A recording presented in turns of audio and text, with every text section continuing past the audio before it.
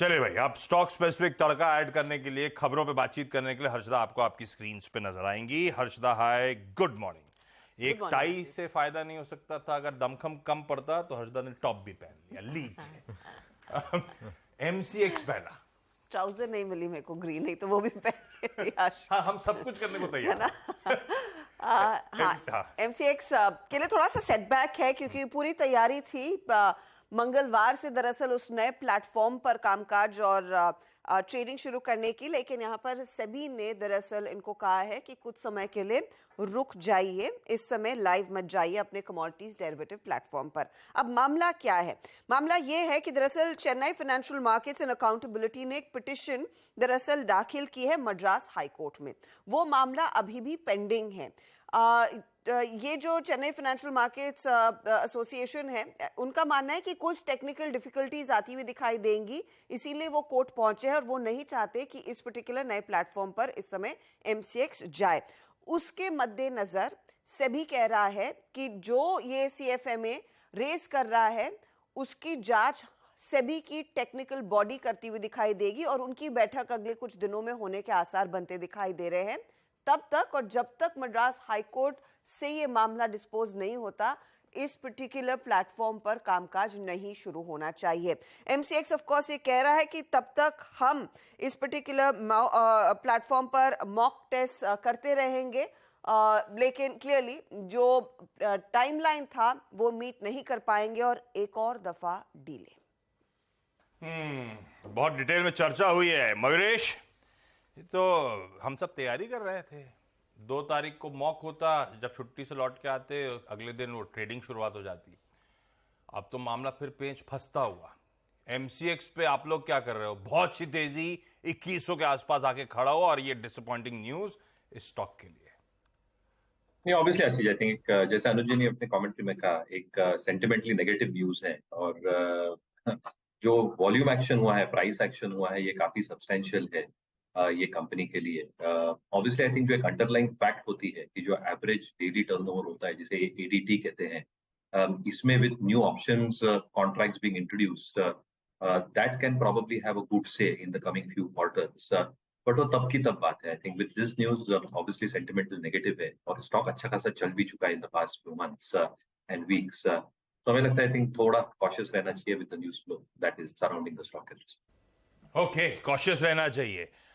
अब इस पर तो देखते हैं किस तरह का बिहेवियर होता है कंटिन्यूस सेशन में। उसके बाद एक्सपर्ट से टेक्निकली बातचीत कर लेंगे, कहां थम सकता है, कितना और गिरेगा। इसका एक प्रॉक्सी, ये गिरेगा तो पता नहीं 63 मूव्स कितना चलेगा, क्योंकि अभी ये क्लैरिटी नहीं है कि ये प्लेटफॉर्म पे स्विच कब करेंगे। पर जितना भी इंटरिम पीरियड है 63 मूव्स की फिर कमाई, तो ये लॉजिकली बहुत पिटने के बाद क्या थमेगा, क्या घूमेगा, ये बड़ा मुश्किल है। सत्य साहब को चार्ट समझाएंगे अभी क्या? सब अभी तो खबर ही सब उल्टी चल रही थी, पिट ही चले जा रहा था ये स्टॉक। आशीष जी, देखिए 63 मून की हम जो बात कर रहे हैं, मेरे हिसाब से देखिए चार्ट तो फिलहाल वीक ही है। यहाँ पे जब ये 300 के पार चला जाएगा तब यहाँ पे फ्रेश बाइंग होगी। तो यहाँ पे जो भी 20-25 रुपए का उछाल मिलेगा वहां पे लिक्विडेशन ही होगा। That is what the chart is suggesting. तो प्रोबेबली करेक्शन कहाँ तक है, देखिए जब ये करेक्शन शुरू हुआ उसके बाद जब ट्रेंड का यानी ब्रेकडाउन हुआ तो ब्रेकडाउन का टारगेट बनता है इसका 230 का। तो 230 जहाँ पे 200 डीएमआ है वहां पे सेटल होगा तो फिर मुझे लगता है फिर से यहाँ पे बड़ी बाइंग इमर्ज होगी। अदरवाइज शॉर्ट कवरिंग 300 के ऊपर। भाई साहब, ज्यादा कैरिड अवे ना हो, उछाल भी आएगा तो सस्टेन नहीं होना है। ये स्टॉक वीक ही है, ध्यान रखिएगा। चलिए, ये तो हो गई एक इंपॉर्टेंट स्टॉक एमसीएक्स की बात। हर्षदा, वो एक्सेंचर के नंबर्स हम लोग डिस्कस कर रहे थे। एक्सेंचर के नंबर्स पहले समझ लीजिए इंपॉर्टेंट क्यों है। तो यूएस लिस्टेड, इंडिया में लिस्टेड नहीं है, पर बिल्कुल सिमिलर आउटसोर्सिंग बिजनेस मॉडल है। एक्सेंचर के ज्यादातर एम्प्लॉइज इंडिया बेस्ड है, जैसे बाकी इंडियन आईटी कंपनीज हैं वैसे ये भी एक्सेंचर यहां से वैसे ही काम करती है। इन्फोसिस को हम रिजल्ट्स का बेलवेदर कहते हैं, आईटी का रिजल्ट सीजन का बेलवेदर दरअसल एक्सेंचर है। सीजन कैसा रह सकता है वो एक्सेंचर के नंबर्स हिंट दे देते हैं। कैसा हिंट आ रहा है भाई? हिंट अच्छा बादल नहीं है, आशीष। काले हैं क्या? हाँ, अभी भी काले हैं और उनके छटने के फिलहाल संकेत नहीं बनते दिखाई दे रहे। तो इस पर्टिकुलर क्वार्टर में कंपनी ने क्या किया वो पहले मैं आपको बताती हूँ, फिर गाइडेंस पर आएंगे। तो इनके लिए ये जो Q4 था वहां पर रेवेन्यू में 4% तक की ग्रोथ देखने को मिली है। ये $16 बिलियन के आसपास आया। बढ़त जरूर देखी गई है लेकिन एक्सपेक्टेशन थी 2 से 4% तक की ग्रोथ की, और उसके ठीक बीचों बीच वो नंबर देखने को मिला है। ऑपरेटिंग मार्जिन्स घटे हैं, 12% के आसपास आते हुए दिखाई दिए हैं। साथ ही साथ अगर आप ध्यान दें नई बुकिंग्स की सिचुएशन क्या उभर कर आ रही है, तो नई बुकिंग्स $16.6 बिलियन पर है। ये स्टीपेस्ट डिक्लाइन है। अगर आप कंपेयर करते हैं, साल दर साल तो प्रेशर है ही, लेकिन अगर आप third quarter FY19 pre Covid era से कंपेयर करते हैं तो वहां पर सबसे ज्यादा कमी देखने को मिली है। ये एक चिंताजनक स्थिति है। कम्युनिकेशंस, मीडिया एंड टेक्नोलॉजी, वहां per year on year constant currency में 12% तक की गिरावट दर्ज हो रही है और कोई साइंस नहीं है कि डिस्क्रिशनरी स्पेंड दरअसल इंप्रूव हो रहा है। अब आते हैं कंपनी के गाइडेंस पर। FY24 इनके लिए क्या उभर कर लेकर आएगा, तो FY24 के लिए इन्होंने Q1 का जो रेवेन्यू गाइडेंस दिया है वो कह रहे हैं -2 से 2% तक की ग्रोथ देखने को मिलेगी। ये पहली तिमाही की बात हो रही है, लेकिन पूरे साल की अगर आप बात करें तो यहां पर इन्होंने कहा है करीब 2 से 5% तक की ही रेवेन्यू ग्रोथ देखने को मिलेगी। मार्केट एक्सपेक्ट कर रहा था कि ये रेवेन्यू ग्रोथ करीब 4 से 7% के बीच आएगी, तो उस पैरामीटर से बिल्कुल करीब नहीं है। इनफैक्ट हायर एंड और लोअर एंड पर कट्स देखने को मिल रहे हैं, 2 to 5% वर्सेस 4 to 7% का एक्सपेक्टेशन। तो ये फिलहाल नंबर्स हैं जहां पर क्लियरली दबाव देखने को मिल रहा है। मार्च में इन्होंने, आपको याद होगा, गाइडेंस कट किया था, तो वो सिलसिला अभी भी बरकरार है। क्लियरली ये नंबर्स अच्छे नहीं है, गाइडेंस अच्छा नहीं है, डिस्क्रिशनरी स्पेंड्स को लेकर टिप्पणी या फिर जो कमेंट्री वो अच्छी नहीं है, और ये भारी पड़ता हुआ दिखाई दे सकता है इंडियन IT स्टॉक्स पर। कल ऑफ कोर्स दबाव देखने को मिला। कल के ADRs अगर आप देखें, विप्रो, इन्फोसिस के, उन सब में प्रेशर था। हाँ, वो प्रेशर तो इंडिया का मूड भी रिफ्लेक्ट कर रहा था क्योंकि हमारे ऑलरेडी बहुत दबाव देखने को मिला। IT इंडेक्स आपकी स्क्रीन पर, पेनफुल सेशन था IT के लिए। सावंत साहब, IT इंडेक्स कैसा प्लेस नजर आ रहा है? बहुत अच्छे आउट परफॉर्मेंस के बाद कुछ सीरियस करेक्टिव मूव्स स्क्रीन पे।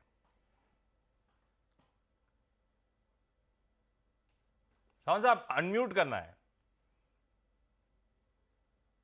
जी सॉरी आशीष जी, अगर मैं कल की निफ्टी IT इंडेक्स की अगर मैं क्लोजिंग देखूं तो ऑलमोस्ट 31,900 31,900 के नीचे हुई है, जो कि एक वीकनेस दर्शाता है। तो यहाँ पे स्ट्रेंथ आने के लिए क्या होना होगा कि आज जो क्लोजिंग होगी वो 31,900 के ऊपर होनी होगी। अगर ये हो जाए तो हम कह सकते हैं कि ये जो वीकनेस है वो निकल गई और हम थोड़ा कंसोलिडेट कर सकते हैं। ओवरऑल मुझे इंडेक्स पर्सपेक्टिव से ये लग रहा है जो कल का लो बना हुआ है वो बहुत अहम है, और उसके नीचे क्लोज हो गए तो शायद बहुत वीकनेस बढ़ सकती है। चांसेस कम लग रहे हैं, बट ये जो कल का लो है बहुत मेक और ब्रेक होगा और उसके ऊपर ध्यान रखना जरूरी होगा। तो बेसिकली 31,800 पकड़ लीजिए, कल का लो 808 था। अगर वो कल के लोज ब्रीच हो रहे हैं तो IT के लिए काफी दिक्कत भरा, और ऊपर की तरफ अगर 31,900 के ऊपर की ट्रैजेक्टरी आनी शुरू हो तो हालात सुधरने की उम्मीद। तो आपको जरा ये लेवल्स वॉच आउट करने की जरूरत। बहती साहब, कल सबसे ज्यादा दिक्कत झेली टेक महिंद्रा ने। गजब का out performance, brokerages divided, concerns valuation related mount हुए और कल 4.5% दबाव। टेक महिंद्रा कैसा प्लेस्ड? जी आशीष जी, प्रेशर तो काफी इमिनेंट है, और जिस हिसाब से कल 20 डेमा से स्लिप हुआ है और एक मैसिव शॉर्ट बिल्टअप इसमें देखने मिला है, हमें लग रहा है टेक महिंद्रा में यहाँ से और गिरावट देखने मिल सकती है, और ये शायद अपना 200 डेमा भी वापस एक बार टेस्ट करता हुआ देखने मिल सकता है। तो यहाँ से भी इसमें बिकवाली की ही सलाह रहेगी, या कोई भी बाउंस बैक आता है तो उसमें एक बार बिकवाली ही करे।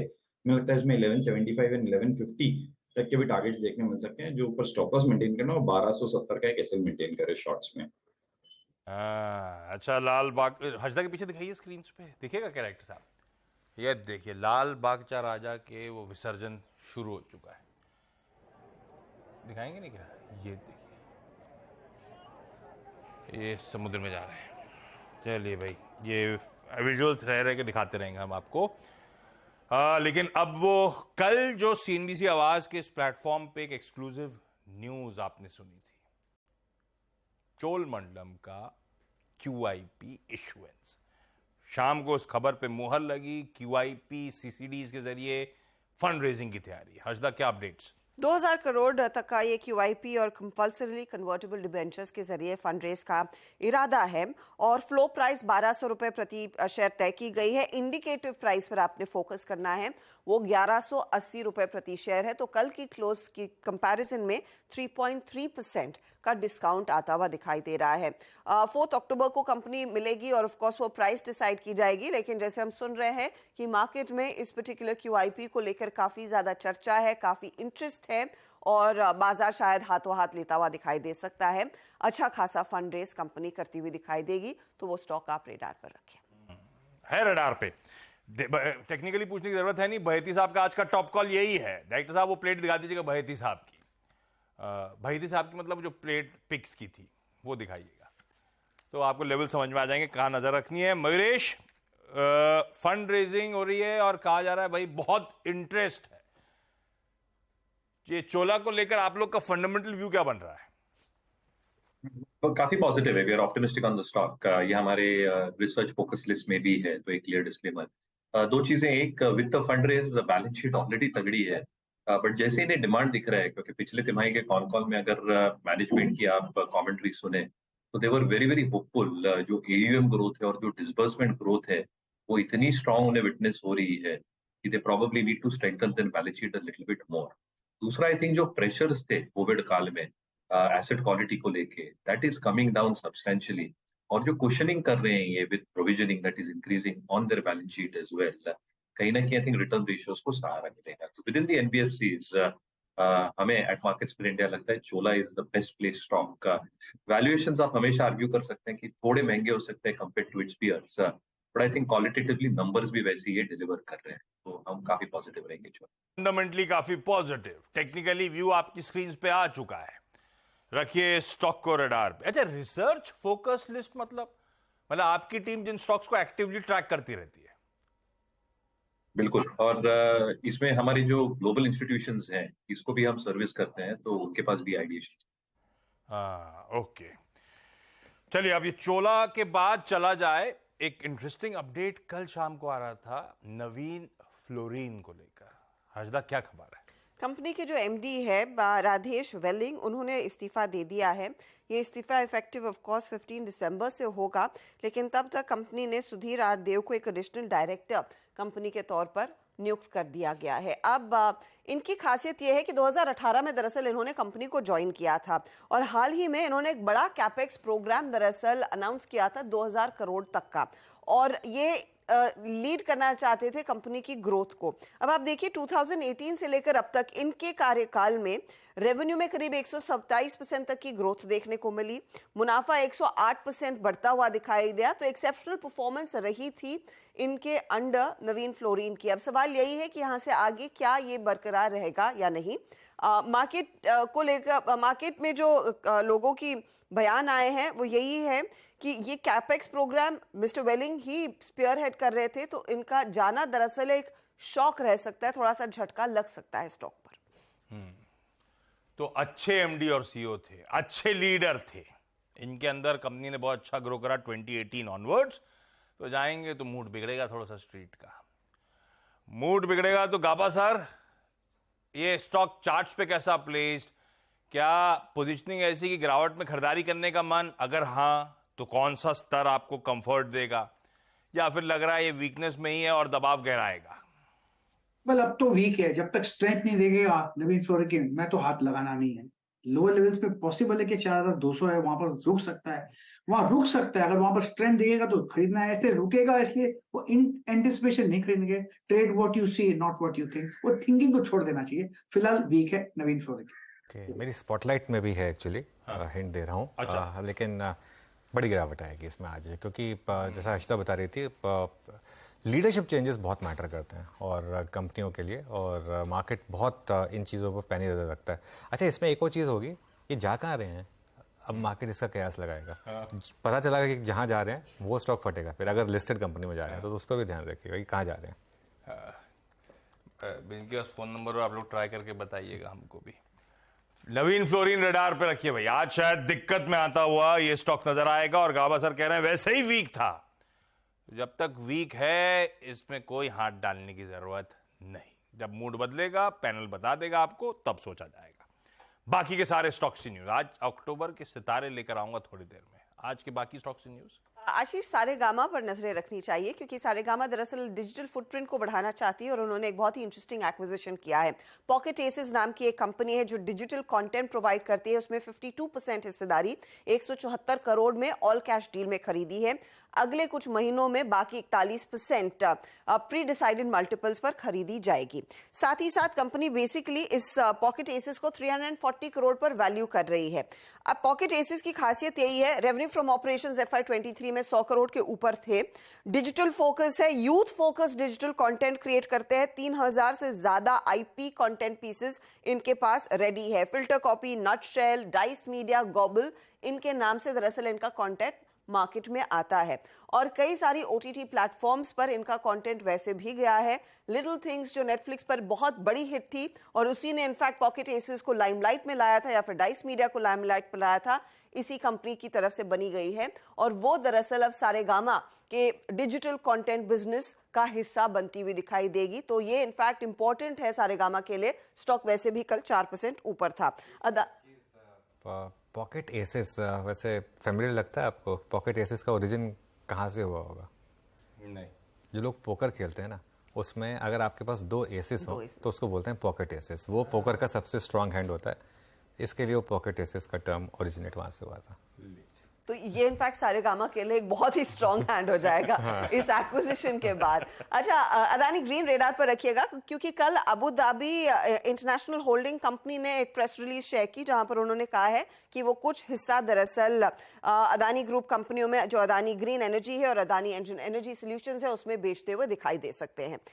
सन फार्मा कंपनी ने बैलेंस 25% आउटस्टैंडिंग शेयर सन फार्मा दे मेक्सिको के एक्वायर कर लिए हैं। ये करीब $162 मिलियन में डील होती हुई दिखाई दे रही है। पिरामल फार्मा पर आपकी नजरें होनी चाहिए। US FDA ने दरअसल इनके बेथलेहम फैसिलिटी का इंस्पेक्शन किया। 2 ऑब्जर्वेशंस आए हैं, फॉर्म 483 इशू हुआ है।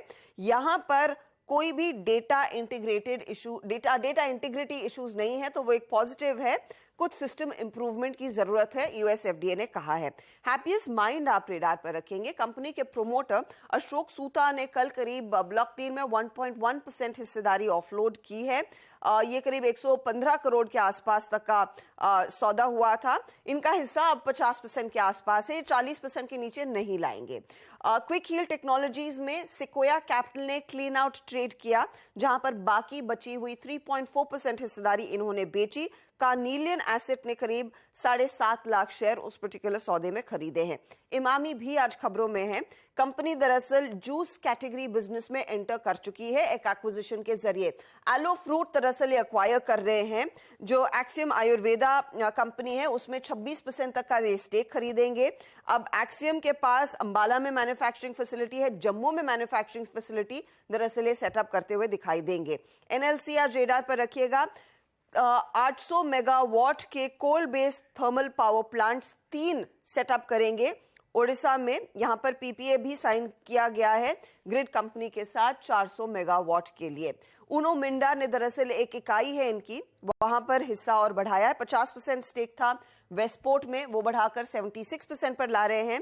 यहां पर कंपनी बेसिकली कह रही है कि अपने CNG और ऑल्टरनेट फ्यूल मार्केट्स को वो ग्रो करना चाह रहे हैं, इसीलिए यहां पर स्टेक बढ़ता हुआ, इन्वेस्टमेंट और बढ़ता हुआ दिखाई देगा। भाई साहब रखिए इन तमाम स्टॉक्स को अपने रेडार। डॉक्टर साहब कुछ कह रहे हो? चलिए अब मूव करा जाए आज की क्या, मैंने प्रॉमिस करा था शो की शुरुआत में जब पैनल को इंट्रोड्यूस कर रहा था कि आज के सिर्फ पिक्स का तड़का नहीं होगा, बल्कि साथ में सीरीज के सितारे भी डिस्कस करे जाएंगे। लाइए कोई स्टिंग हो तो सीरीज के सितारों का स्टिंग दिखाइएगा, सारे पैनल को दिखाइए। और शुरुआत कर रहा हूं गाबा सर से। गाबा सर, इस सीरीज कहां नजर रहेगी आपकी?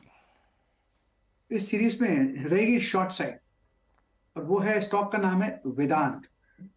बहुत ही बुरा स्ट्रक्चर है, बहुत ही वीक स्ट्रक्चर है। ट्रेड करा है 208 में। इसमें कई बार मुझे स्ट्रेंथ नजर नहीं आती और वीकनेस है, काफी खुला हुआ है। पॉसिबल है कि लोअर लेवल देखने को मिलता है 160 के, लेकिन स्टॉप लगाने की जरूरत है, वो होगा 220 में। अगर 220 के ऊपर चला जाता है तो निकल जाना चाहिए। इसमें जो रैलीज मिलेंगी 220 तक शॉर्ट करनी चाहिए। तो वेदांत में वीकनेस है। वेदांता नजर आ कंपनी रही से सीरीज का सितारा शॉर्ट साइड पर। मानस, आपका सीरीज का सितारा क्या होगा? अनुज जी, देखिए मार्केट का स्ट्रक्चर वीक है, लेकिन एक स्टॉक ऐसा है जहां पर लगातार स्ट्रेंथ दिख रही है और वो है पावर ग्रिड का। मेरा समझना है कि यहाँ पर अभी भी स्ट्रेंथ देखने को मिल सकती है। इस पूरे मंथ में आपको एक अच्छी खासी रैली करंट लेवल से देखने को मिल सकती है। हाई टॉप हायर बॉटम का ट्रेंड है, 20 डे मूविंग एवरेज के ऊपर ट्रेड कर रहा है, तो यहाँ पर आप खरीदारी कर सकते हैं। पावर ग्रिड में खरीदारी करिए, एक पोजिशन ट्रेड लीजिए जहां आपके स्टॉप लॉसेस 194 के रहेंगे और टारगेट 214 के रहेंगे। एक सेल और एक बाय आइडिया आपके लिए आपकी स्क्रीन पे। सतपुते साहब, क्या चुना इस अक्टूबर सीरीज का सितारा? आशीष जी, देखिए नजर रहेगी बैंकिंग स्टॉक्स पे, और इनमें से अगर आप देखें तो सबसे ज्यादा स्ट्रेंथ वो है पीएसयू में। तो इसमें से अगर एक चुनना है, definitely I would like to go with the leader. मुझे लगता है स्टेट बैंक ऑफ इंडिया, इसका स्ट्रक्चर बेहतरीन है, और इनफैक्ट मैं तो कहता हूँ कि ये जो हाल फिलहाल में करेक्शन हुआ है, ये करेक्शन में एक अपॉर्चुनिटी मिली है, क्योंकि ये थोड़ा बहुत हल्का हुआ है, इसमें से पोजीशन लिक्विडेट हुई है।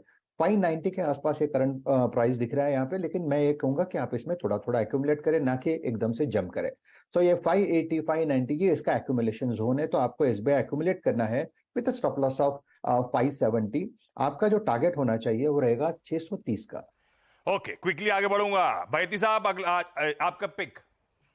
जी आशीष जी, रिलायंस इंडस्ट्रीज पे खरीदारी की सलाह रहेगी। स्टॉक जरूर प्रेशर में, अपने 200 एमआ के भी नीचे है, बट एक अहम सपोर्ट लेवल पे रिलायंस इंडस्ट्रीज खड़ा है, तो इसमें बाई की सलाह है। हमें लगता है निफ्टी में अगर मूव आना है तो रिलायंस का कंट्रीब्यूशन मैंडेटरी बन जाता है ऑलमोस्ट, तो इन लेवल्स पे रिलायंस में पोजीशन बनाई जा सकती है। जो स्टॉप लॉस में मेंटेन करना है रिलायंस इंडस्ट्रीज में, वो है 2270 का एक स्टॉप लॉस मेंटेन करने में। लगता है इसमें 2450 तक के लेवल्स देखने मिल सकते हैं।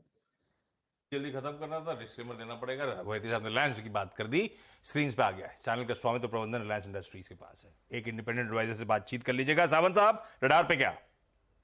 जी आशीष जी, परसों टॉप कॉल सेगमेंट में मैंने क्रॉम्पटन रेकमेंड किया था 295 पे। मुझे लग रहा है जो मैं मूव एक्सपेक्ट कर रहा था वो शुरू हो गई है और इस महीने ये अच्छा परफॉर्म कर सकता है। तो यहाँ पे मेरा स्टॉप लॉस होगा 294 स्पॉट क्लोजिंग बेसिस। टारगेट में देख रहा हूँ 345 से लेके 350। मैं यहाँ पे एक स्ट्रॉन्ग अप मूव एक्सपेक्ट कर रहा हूँ। आपने क्या चुना? मयूरेश, आपने क्या चुना? सॉरी, फिलिप्स कार्बन ब्लैक हमें पसंद आ रहा है मार्केट्स में इंडिया में। स्पेशलिटी कार्बन ब्लैक कैपेसिटी 20 केटी की कमीशन हो चुकी है और 20 की कमीशन होगी अगले 2 तिमाहियों में। बैलेंस शीट काफी तगड़ी है, डेट इक्विटी 0.3 के आसपास है। टायर्स बढ़ने ही बढ़ने हैं और टायर्स के लिए कार्बन ब्लैक लगता ही लगता है। तो I think this company is the 7th largest carbon black company, manufacturing company in the world. और इसकी वजह से कैश फ्लो फ्रॉम यील्ड 10% के ऊपर। एक्सपेक्टेशन जो बेटा मार्जिन इन्होंने पर टन पोस्ट किए थे 17,400, जैसे स्पेशलिटी कैपेसिटी बढ़ेगी वो 17,800 तक पहुंच जाएगी। तो फिलिप्स कार्बन अच्छा लग रहा है। PCBL, Crompton, Reliance, SBI, power grid sub खरीदना है। एक वेदांता बेचिए, जब तक 220 के ऊपर नहीं जा रहा तब तक हर उछाल में बिकवाली का मौका। मूव कर रहे हैं, ट्रांजिशन कर रहे हैं पहला सौदा की तरफ।